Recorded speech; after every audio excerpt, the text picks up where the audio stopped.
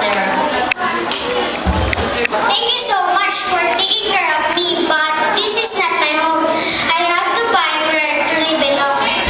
But promise me you'll be alright. Go and find where you truly belong. You deserve to be happy.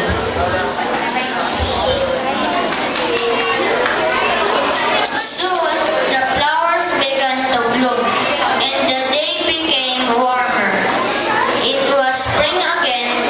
To her surprise, the ugly duckling noticed that her wings had grown much larger than those of the other ducklings.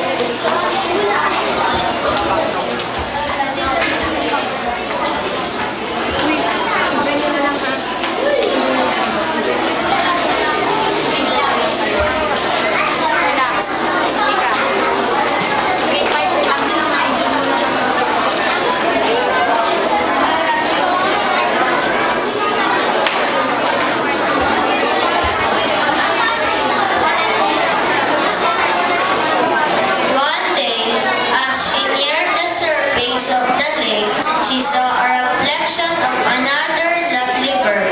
The ugly duckling looked around, but there were no other birds in the sky. Then she realized that she was looking at her own reflection in the water. She wasn't an ugly duckling after all.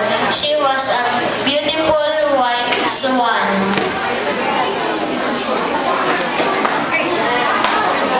The other swans all swam up to meet their new friend. They were so kind and gentle. She soon fell completely at